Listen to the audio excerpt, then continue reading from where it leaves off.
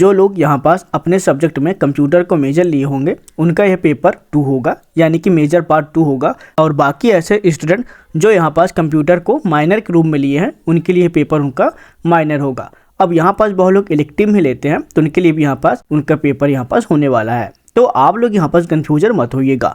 हर unit से हम top ऐसे इंपॉर्टेंट क्वेश्चन देख लेते हैं जो कि आपके एग्जाम के लिए बहुत ज़्यादा खास होने वाला है। तो पहला क्वेश्चन आपके आता है ऑब्जेक्ट ओरिएंटेड प्रोग्रामिंग, जिससे हम लोग उप्स भी कहते हैं। अब इसके बारे में हमें इनके लाभ के बारे में बताना है। ऑब्जेक्ट ओरिएंटेड प्रोग्रामिंग है, उनके बेनिफिट के बारे में आपको यहाँ पास लिखना पड़ेगा। इसके बाद फिर आपके आता है जावा का इतिहास और इसकी विशेषताओं का वर्णन कीजिए, जो कि मोस्ट इंपोर्टेंट है। फिर आता है आपका जावा को सी और C++ से जो यहाँ पर विशेषताएं होते हैं उनके बारे में यहाँ पास तुलना करना है। इसके बाद फिर आपके आता है जावा और इंटरनेट के बीच में जो संबंध है उनके बारे में भी आपको बताना है, जो कि बहुत ज़्यादा मोस्ट इंपोर्टेंट क्वेश्चन है। और ये क्वेश्चन आपके बहुत से एग्जाम में आ चुके हैं, जैसा कि आपका C और C++ में आपको विशेषताएं बतानी है, जो कि बहुत ज़्यादा इंपॉर्टेंट क्वेश्चन है। कभी कभी इनके बीच में अंतर भी पूछ लिया जाता है, तो आप लोग इन क्वेश्चन को अच्छी तरीके से नोट कर लीजिएगा। जावा प्रोग्राम की संरचना की व्याख्या कीजिए, यह भी मोस्ट इंपोर्टेंट क्वेश्चन है। जावा पर्यावरण के विभिन्न घटकों पर यहाँ पर चर्चा करना है। जावा प्रोग्राम को लागू करने की जो प्रक्रिया है उन्हें यहाँ पास हमें समझाना पड़ेगा। साथ में यहाँ पास बताना है कि जो जावा के वर्चुअल मशीन हो गया, कमांड लाइन आर्ग्यूमेंट्स हो गया, उनके बारे में हमें अच्छी तरीके से यहाँ पास बताना है। तो आप लोग जावा वर्चुअल मशीन को अच्छी तरीके से यहाँ पर देख लेना। इसके बाद फिर बहुत वेरी मोस्ट इंपोर्टेंट क्वेश्चन वह है आपका जावा टोकन क्या। आने वाले टाइम में यह क्वेश्चन फिर से रिपीट जरूर होगा। अब यहाँ पर पूछा गया है जावा डेवलपमेंट किट्स के बारे में, और यहाँ पर जो टूल्स होंगे इनके बारे में। हो सकेगा तो आप लोग इन क्वेश्चन को कर सकते हैं, अगर आपके पास टाइम होगा तो, वरना इन्हें छोड़ दीजिएगा। इसके बाद फिर आपके आता है जावा में प्रोग्रामिंग स्टाइल और कोडिंग स्टैंडर्ड्स के बारे में यहाँ पास आपको बताना है। तो जो आपके यहाँ पर प्रोग्रामिंग स्टाइल हो गया और कोडिंग स्टैंडर्ड्स हैं, ये बहुत ज़्यादा मोस्ट इंपोर्टेंट क्वेश्चन है, तो आप लोग इन्हें भी कर सकते हैं। अब हम लोग चलते हैं आगे। अगर आपके पास हैंड राइटिंग नोट्स नहीं होगा, प्रोवाइड करा दूंगा, तो सिंपली आप लोग रेडी कर लीजिएगा। इसके बाद हम लोग बढ़े अपने सेकंड यूनिट में। आपका जावा में जो वेरिएबल्स हो गया और डाटा टाइप्स हो गए, ये बहुत ज़्यादा मोस्ट इंपोर्टेंट है, क्योंकि जो जावा का जो वेरिएबल्स है और डाटा टाइप्स है, ये क्वेश्चन हमेशा पूछा जाता है। कॉमन क्वेश्चन है प्रोग्रामिंग लैंग्वेज का, जो कि हमेशा रिपीट होता ही है। इसलिए आप लोग इन क्वेश्चन को रेडी कर लीजिएगा कि जावा में कितने प्रकार के डेटा टाइप्स होते हैं। अगर आप लोग डेटा टाइप्स के कॉन्सेप्ट अच्छी तरीके से रेडी कर लेंगे तो डेटा टाइप्स कितने प्रकार के होते हैं आप लोग इजिली इनको भी डिफाइन कर सकते हैं। जावा में विभिन्न प्रकार के जो ऑपरेटर्स होते हैं उनके बारे में आपको यहाँ पर व्याख्या करना है। फिर यहाँ पर पूछा गया है जावा में अर्थमेटिक और रिलेशन ऑपरेटर्स के बारे में आपको बताना है। फिर यहाँ पर पूछा गया है जावा में इंक्रीमेंट और डी इंक्रीमेंट ऑपरेटर्स के बारे में आपको बताना है। जावा में लॉजिकल ऑपरेटर्स के बारे में। फिर यहाँ पर पूछा गया है डिसीजन मेकिंग के लिए इफ स्टेटमेंट की कार्यप्रणाली को आपको बताना है। गया है जावा में स्विच केस क्या है, जहाँ आप लोगों से इनकी अवधारणा के बारे में पूछ लिया जाएगा। आप लोग अच्छी तरीके से इन्हें कर लीजिएगा। फिर यहाँ पर पूछा गया है जावा में एक प्रोग्राम लिखकर समझाइए जो एक नंबर डालकर जांचे कि यह सम है या फिर विषम है, जो कि एक प्रोग्राम आप लोग को यहाँ पास बनाना है। तो कभी कभी आपसे क्वेश्चन पेपर में प्रोग्राम से रिलेटेड भी क्वेश्चन पूछता है, तो हो सकेगा तो आप लोग इन्हें भी कर सकते हैं। डिफ़ॉल्ट मानों की व्याख्या कीजिए, जिसके अंदर आप लोगों से बहुत सारे डिफ़ॉल्ट के बारे में पूछा जाएगा, तो आप लोग कर सकते हैं। उसकी अवधारणा को समझाइए, जहां आपसे वाइल डू लूप हो गया, जो जावा में लूप्स होता है, बहुत ज़्यादा मोस्ट इंपोर्टेंट क्वेश्चन है। आपसे वाइल या फिर डू लूप जरूर पूछ लिया जाएगा, इसलिए इस क्वेश्चन को अच्छी तरीके से आप लोग कर लीजिएगा। अगर आप लोग मेरे ग्रुप से ज्वाइन नहीं हुए हैं, जो भी हम लोग यहाँ पर PDF रेडी करते हैं इंपॉर्टेंट क्वेश्चन का, वो सिंपली अपने कहाँ ग्रुप में अपलोड कर देते हैं। आपके पास यहाँ पास टाइम भी बहुत कम है और हमें वीडियो बनाने में टाइम लग सकती है, इसलिए हम लोग सबसे पहले PDF रेडी होते ही हम लोग ग्रुप में ऐड कर देते हैं, ताकि बहुत लोग ग्रुप में ही जाकर वहां से PDF डाउनलोड कर ले और अपने एग्जाम की तैयारी कर ले।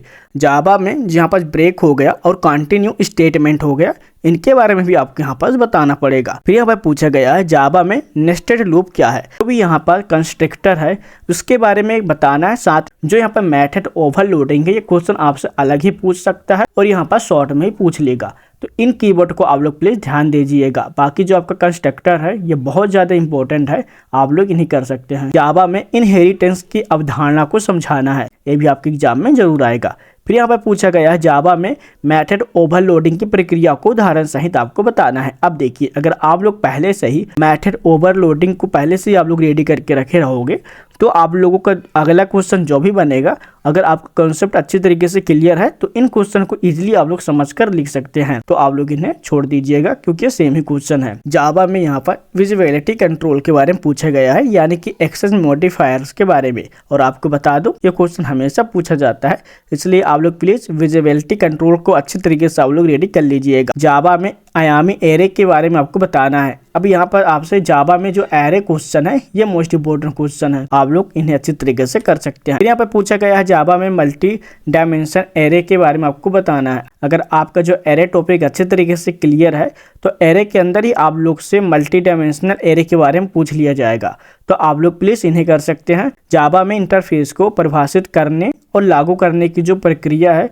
उन्हें आपको उदाहरण सहित आपको समझाना है। अवधारणाएं हैं उनके बारे में आपको यहाँ पर टिप्पणी लिखना पड़ेगा।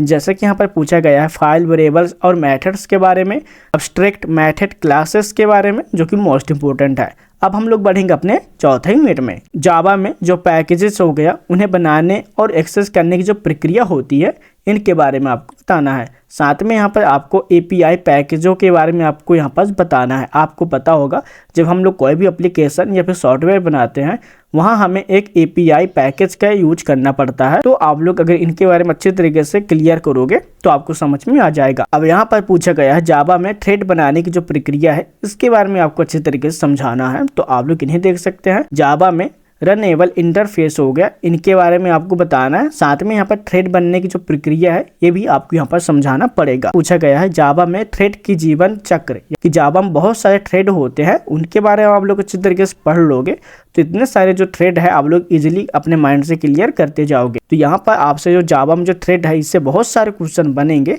इसलिए यहाँ पर मैं किस तरह से क्वेश्चन बन सकते हैं इन क्वेश्चन को आप लोग देख लीजिए। सिंक्रोनाइजेशन की अवधारणा को समझाइए, जो कि बहुत ज्यादा मोस्ट इंपोर्टेंट क्वेश्चन है। पूछा गया है जावा में एक्सेस हैंडलिंग की अवधारणा को आपको समझाना है। एप्लेट्स के बारे में पूछ लिया जाएगा, तो आप लोग एप्लेट्स अच्छी तरीके से यहाँ पास कर लीजिएगा। फिर यहाँ पास हम लोग देखेंगे अपना लास्ट में जावा में एप्लेट को HTML फाइल में जोड़ने और चलाने की जो प्रक्रिया होती है उनके बारे में हमें यहाँ पर समझाना है। साथ में जावा में जो एप्लेट हो गया उनके जो पैरामीटर्स है वो पास करने की जो प्रक्रिया है इसके बारे में बताना है। जावा में ग्राफिक क्लासेस की जो यहाँ पर कार प्रणाली है उसके बारे में, लाइन्स हो गया, रिटेंगल्स हो गया, सर्कल हो गया, सारी चीज़ों के बारे में आपको यहाँ पर ग्राफिक क्लासेस में बताना है। यहाँ पर पूछा गया है जावा में आर्क हो गया और पॉलीगन्स हो गया, उन्हें ड्रॉ करने की जो प्रक्रिया है उन्हें भी आपको यहाँ पर बताना है। जावा में ग्राफिक में रंग और फॉन्ट्स का उपयोग करने की जो प्रक्रिया है उन्हें भी यहाँ पर समझाना पड़ेगा। स्ट्रिंग की जो अवधारणाएं हैं इन्हें भी आप लोग समझाना है। कैरेक्टर स्ट्रीम हो गया, इनके जो क्लासेस है इनके बीच में जो भी अंतर आपको पाया जाता है इनके बारे में यहाँ पर आपको बताना पड़ेगा। यहाँ पर पूछा गया जावा में फाइल क्लासेस का उपयोग करने की जो प्रक्रिया है उन्हें आपको बताना है। साथ में जावा में जो फाइल्स को कांस्टेंट करने की जो यहाँ पर बफरिंग है ये भी मोस्ट इंपोर्टेंट है। तो आप लोग जो बफरिंग से जो भी क्वेश्चन आते हैं प्लीज इन्हें अच्छी तरीके से रेडी कर लीजिएगा।